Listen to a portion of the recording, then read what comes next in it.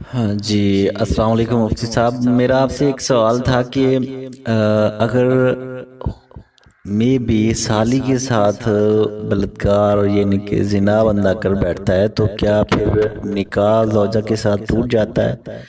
अगर नहीं टूटता तो फिर इसका कोई कुफारा है तो वो बता दें, मज़ीद रहनुमाई कर दें। जी, बहुत ही अच्छा सवाल किया भाई ने।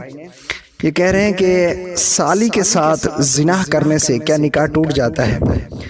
तो देखें, इस तरह के मसाइल जो हैं ये पूछना ज़रूरी होते हैं, क्योंकि बाज़ लोग कम इल्मी की वजह से फतवे जारी कर देते हैं, जिसकी वजह से एक घर टूट जाते हैं।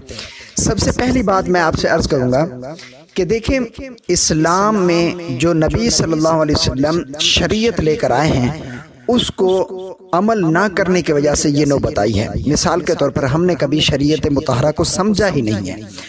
अगर हम शरीयत मुतहरा को समझें तो फिर इस तरह की नौबत ना आए। अल्लाह तबारक व तआला का फरमान है कि औरतें पर्दा करें, और अल्लाह ने कुरान में ये भी इरशाद फरमाया कि मर्द भी जो हैं वो भी अपनी निगाहें, मोमिन जो हैं अपनी निगाहें झुका दें, अपनी निगाहें नीचे रखें। नबी सल्लल्लाहु अलैहि वसल्लम का फरमान है कि औरतें पर्दा करें। इससे ये होगा, पर्दा होता तो औरत की इस्मत और तौक़ीर जो है उससे बढ़ती है, इज्जत बढ़ती है औरत की। जब औरत खुल गई तो फिर उसकी कोई इज्जत और तौक़ीर नहीं। अब ये जो मसला पेश आ रहा है मिसाल के तौर पर कि साली के साथ जिनाह करने का ये जो सवाल आया है, इसकी पहली वजह यही है कि बेपर्दगी। अगर पर्दा होता तो ये नौबत ना आती।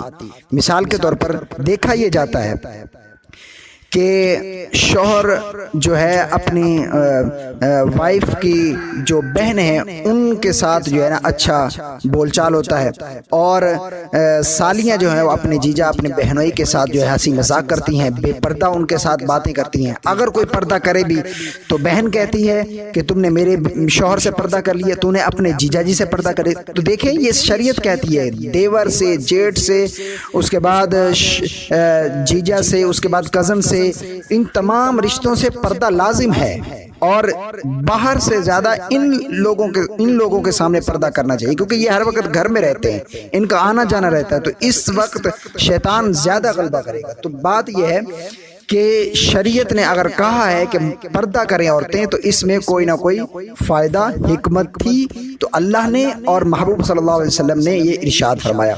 ये वजहात जब बनी है जिना की, ये इसी वजह से बनी है कि बेपर्दगी की वजह से।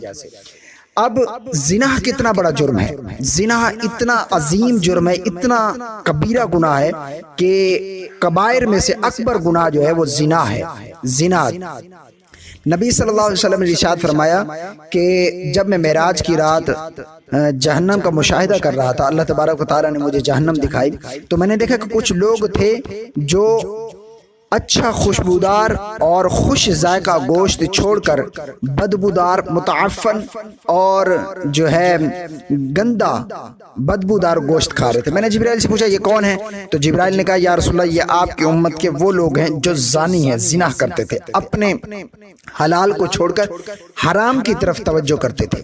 तो देखें, जिनाह तो वैसे भी अकबर गुनाह है, इससे बचना चाहिए। अब जो मेन सवाल है कि क्या साली से जिनाह करने में अगर कोई बंदा इस तरह का गुनाह कर बैठता है तो क्या इस गुनाह करने की वजह से, जिनाह करने की वजह से उसका अपनी ज़ौजा के साथ निकाह टूट गया या बाकी है? बहुत से लोग ला इल्मी की वजह से कह देते हैं कि निकाह टूट गया। वो कुरान की आयत है जिसमें अल्लाह रब्बुल आलमीन ने इरशाद फरमाया ये रिश्ते, इनकी हुर्मत बयान की गई उन रिश्तों की, और साथ ही बयान फरमाया कि जो तुम्हारी बीवियां हैं उनकी जो बहनें वो भी तुम पर हराम है। मतलब एक वक्त में दो बहनें एक इंसान के, एक शख्स के निकाह में जमा नहीं हो सकती, इस तरह निकाह टूट जाता है। तो देखें, जमा निकाह में करना एक अलग बात है, जिना एक अलग बात है। ये गुनाह है और वो निकाह जो है निकाह है। तो उन लोगों ने इस आयत से इस्तेदलाल किया कि इस तरह करने से निकाह टूट जाता है। तो ये बहुत ही कम इल्मी है। साली के साथ जिनाह करना अकबर गुनाह में तो शुमार होगा, लेकिन इसकी वजह से निकाह में कोई मसला नहीं, निकाह नहीं टूटेगा, निकाह बरकरार रहेगा अपनी ज़ौजा के साथ, लेकिन ये गुनाह कबीरा है, इससे बचना चाहिए। निकाह में कोई खलल नहीं, निकाह में कोई मसला नहीं आएगा, निकाह बरकरार रहेगा।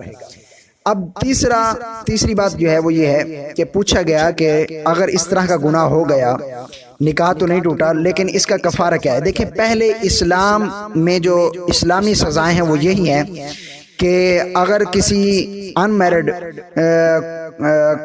गैर शादीशुदा ने जिना किया है तो उसे 100 कोड़े मारे जाते थे, और अगर किसी शादीशुदा ने जिना किया है तो उसे रजम किया जाता, यानी पत्थर मार मार कर जब तक उसकी सांसें खत्म नहीं होती, जब तक वो मर नहीं जाता, उसे रजम किया जाता। संसार भी कहते हैं, संसार किया जाता। लेकिन अब आजकल ये जो है सजाएं नहीं है, तो इस्लामी सज़ा तो यही है, लेकिन अब वो वक्त के साथ जो है लोगों ने उसको छोड़ दिया है। तो अब ये है कि ये सज़ा तो नहीं है, तो अब सदका और खैरात करें, रब की बारगाह में गुनाहों की माफ़ी तलब करें, तौबा इस्तगफार करें।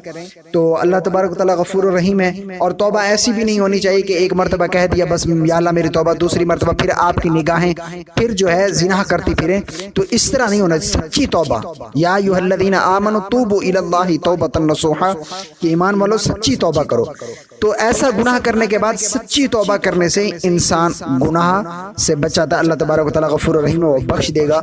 लेकिन कफ़ारा इसका यही था जो हमने बयान कर दिया, लेकिन आजकल ये नहीं है। तो अल्लाह तबारक व तआला के बारे में सच्ची तौबा करें, सदका और खैरात करें जितना हो सके।